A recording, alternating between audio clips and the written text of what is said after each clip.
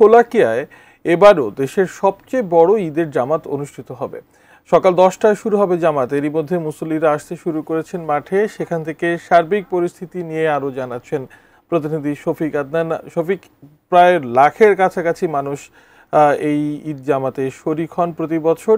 এবারও কত সংখ্যক মানুষ আসলে ঈদের জামাতে এখানে অংশগ্রহণ করবেন? মুসল্লিদের জন্য সার্বিকভাবে কি ব্যবস্থা গ্রহণ করা হয়েছে এবং কিশোরগঞ্জবাসী এবারের ঈদ তাদের কাছে কেমন আনন্দ নিয়ে ধরা দিচ্ছে?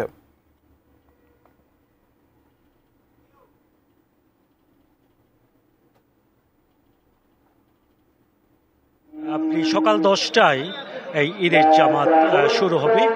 এরই মধ্যে কিন্তু পুরো মাঠ লোকে লোকারণ্য হয়ে গেছে। আপনি আমার পিছনে দেখতে পাচ্ছেন যে বিপুল সংখ্যক মুসল্লি এখানে নামাজের জন্য অপেক্ষা করছে। আর রাস্তায় কিন্তু বিশাল লাইন, এখনো হাজার হাজার লোকজন মাঠের বাইরে অপেক্ষা করছে। তারা এই মাঠে প্রবেশ করবে।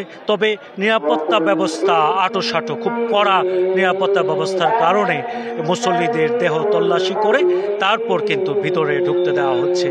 এই নিরাপত্তা ব্যবস্থায় যে র্যাব, পুলিশ, বিজিবি সহ বিভিন্ন আইনশৃঙ্খলা বাহিনীর সদস্যরা রয়েছেন। সব মিলিয়ে এবার এখানে যে আপনার মাঠ পরিচালনা কমিটির সভাপতি জেলা প্রশাসক ফৌজিয়া খান আমাকে জানিয়েছেন যে এবছর 5 লক্ষাধিক মুসল্লি কিন্তু আসতে পারে। আমরাও দেখতে পেয়েছি যে পুরো মাঠ তো ভরে গেছেই এবং রাস্তার মধ্যেও কিন্তু প্রচুর লোকজন অপেক্ষা করছে এই মাঠে ঢোকার জন্য। আমরা প্রতি বছর দেখি যে মাঠে কিন্তু সবাই ঢুকতে পারে না, মাঠের বাইরে থেকেও কিন্তু অনেকে নামাজ আদায় করেন। আর শোলাকিয়ার যে আজকের যে ঈদ জামাতে ইমামতি করবেন বড় বাজার জামে মসজিদের খতিব মোহাম্মদ আবুল খায়ের মোহাম্মদ সাইফুল্লাহ, তিনি এখানে ইমামতি করবেন। আর শোলাকিয়ার যে ঈদগাহের সার্বিক ব্যবস্থাপনা, 2টি স্পেশাল ট্রেন রাখা হয়েছে। একটি ভৈরব থেকে ছেড়ে আসবে এবং আরেকটি ময়মনসিংহ থেকে আসবে।